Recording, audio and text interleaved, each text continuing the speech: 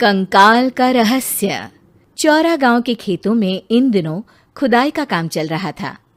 असल में इसी गांव से होकर एक अच्छी सड़क गुजरनी थी, इसलिए यहाँ खुदाई शुरू की गई थी। अचानक एक दिन खुदाई करने वाली मशीन से कुछ टकराता है। बाद में जब खोजबीन की जाती है तो वहां से 2 कंकाल मिलते हैं। पुलिस गांव के लोगों से पूछताछ शुरू करती है। आप लोगों को क्या लगता है ये किसके कंकाल हो सकते हैं? अरे साहब, हमें क्या पता ये किसके कंकाल है, आप ही लोग पता लगाइए। हम लोग तो बहुत ज़्यादा डरे हुए हैं। हाँ, हमारी फॉरेंसिक टीम अभी आ रही है। ये बताओ कि इस गांव के रहने वाला कोई जोड़ा गायब तो नहीं ना? क्योंकि शुरुआती जांच में तो ये बात सामने आ रही है कि एक कंकाल किसी पुरुष का है तो एक किसी महिला का। साहब, हमें तो बहुत डर लग रहा है। ऐसे कंकाल मिलने का मतलब गांव के आसपास ही किसी की हत्या हुई है या फिर किसी को जलाकर मार डाला गया है। हाँ साहब, हम अपने परिवार को लेकर बहुत ही ज़्यादा परेशान हैं। देखिए, आप लोगों की परेशानी हम समझ सकते हैं, लेकिन आप लोगों को पुलिस का सहयोग करना होगा, क्योंकि आपके सहयोग के बगैर हम ये पता नहीं लगा सकते हैं कि आखिर ये किसके कंकाल है और इनकी हत्या किसने की। ठीक है साहब, गांव के लोग आपका पूरा सहयोग करेंगे। हाँ साहब, पूरा सहयोग करेंगे। तो फिर ठीक है, हम अपनी जांच शुरू कर देते हैं। कुछ दिन बाद जांच रिपोर्ट आ जाती है। पता चलता है कि ये कंकाल करीब 20 साल पुराने हैं, यानी 20 साल पहले किसी जोड़े की हत्या कर शव को यहाँ पर दबा दिया गया था। इंस्पेक्टर राघव, ये बताओ कि 20 साल पहले की मर्डर मिस्ट्री क्या अब सुलझ सकती है? हाँ सर, क्यों नहीं। लेकिन अब सबूत और गवाह काफी मिट गए होंगे। मुश्किल तो होगी, लेकिन शायद किसी परिवार को इंसाफ मिल सके। इंस्पेक्टर राघव, आप बिल्कुल सही कह रहे हैं। किसी परिवार को तो इंसाफ मिलेगा ही और किसी को उसके किए की सजा भी मिलेगी। जी सर, मैंने तो जांच शुरू भी कर दी है। 20 साल पहले इस गांव के 2 जोड़े अचानक कहीं गायब हो गए थे। मैंने दोनों ही परिवारों के बाकी के सदस्यों से बातचीत शुरू की तो उन्होंने बताया कि उनके बच्चे शहर गए थे, लेकिन आज तक वापस नहीं लौटे हैं। लेकिन ये दोनों शव किस परिवार के सदस्यों के हैं, ये कैसे पता चल सकेगा? सर, मैंने डीएनए टेस्ट करवा लिया है। आज शाम तक इसकी रिपोर्ट भी आ जाएगी। अच्छा, ठीक है। उसी शाम को सर, डीएनए रिपोर्ट के मुताबिक ये दोनों ही लाशें चौरा गांव के रहने वाले प्रधान सुल्तान सिंह के बेटे और बहू की है। लेकिन इनकी हत्याएं किसने की है, ये कैसे पता लगेगा? इसी का तो पता लगाने की कोशिश में जुटा हूं सर। आज सुल्तान सिंह से मिलने भी जा रहा हूं। मेरा बेटा और बहू तो मेरे लिए सिर्फ यादों में ही रह गए थे। हमें उनकी लाशें तक नहीं मिल सकी थी। आज 20 साल बाद उनके कंकाल मिले हैं। मैं अब किसके लिए जीऊं?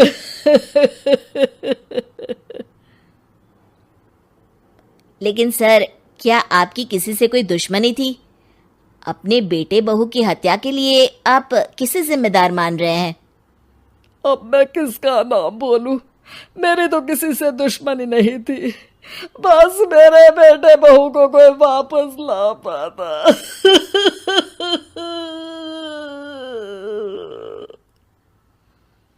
इसके बाद सुल्तान सिंह फूट फूट कर रोना शुरू कर देते हैं। सर, अब आप इनका अंतिम संस्कार करवा सकते हैं। कम से कम इनका शरीर ना सही, इनका कंकाल तो आपको मिला है।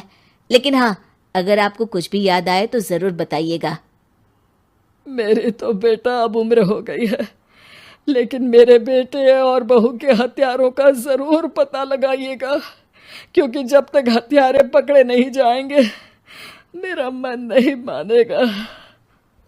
सर, हमारी पूरी कोशिश रहेगी हत्यारे को पकड़ने की। लेकिन एक बात बताइए, उस वक्त आपको किस पर शक गया था? उस वक्त मेरे एक ड्राइवर को पकड़ा गया था, लेकिन सबूतों के अभाव में उसे छोड़ दिया गया था। अच्छा, और ड्राइवर पर कैसे शक हुआ था? क्योंकि उस दिन ड्राइवर छुट्टी पर था।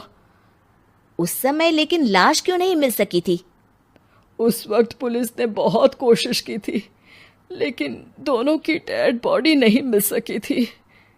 ठीक है, हमारी तफ्तीश चल रही है, मैं फिर आऊंगा।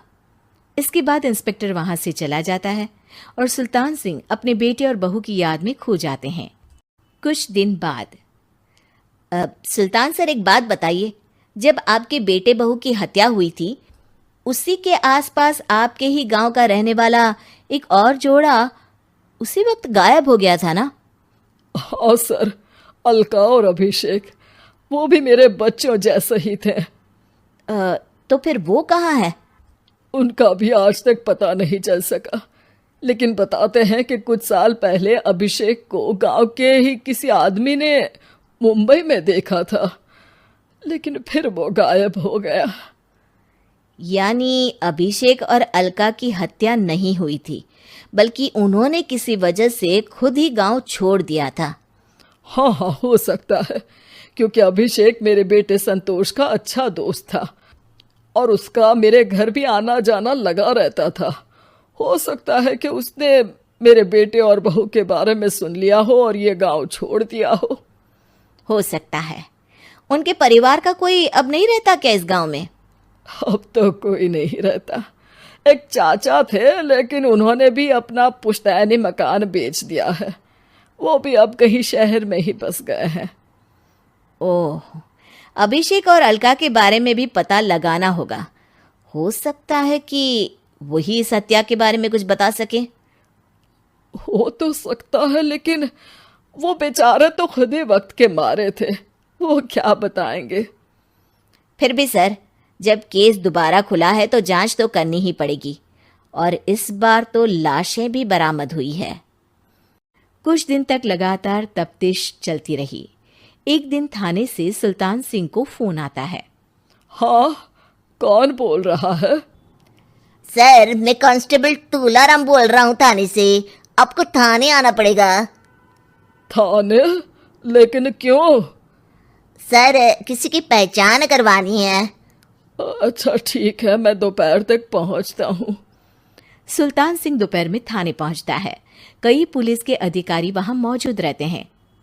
सर, आपके बेटे की हत्या का रहस्य आज शायद सुलझ जाए। अच्छा इंस्पेक्टर राघव, पर वो कैसे? सर, उस आदमी को देखिए, क्या वही अभिषेक है? सुल्तान सिंह की आंखों में हैरानी से आंसू आ जाते हैं। हाँ सर, यही अभिषेक है। ये आपको कहाँ से मिला? सिर्फ अभिषेक ही नहीं, बल्कि इसकी पत्नी अलका भी इसके साथ है। मैडम, जरा अभिषेक की पत्नी को लाइए। जैसे ही अलका को पेश किया जाता है, सुल्तान सिंह जमीन पर गिर जाते हैं। सुल्तान सर, क्या हुआ आपको? आप अलका को देखकर गिर क्यों गए? सुल्तान सिंह सर पकड़कर बैठ जाते हैं। ये अलका नहीं, बल्कि ये तो मेरी बहू रितु है। पूरा थाना एक दूसरे का मुंह देखने लगता है। क्या? इसके बाद हर किसी को दो कंकाल और हत्या का रहस्य समझ में आ गया। अभिषेक और रितु ने मिलकर संतोष और अलका की हत्या की थी और लाश को जमीन के नीचे दबा दिया था। आज 20 साल बाद इस हत्या का रहस्य खुल सका था कि अवैध प्रेम संबंध में 2 मासूमों की जान गई थी।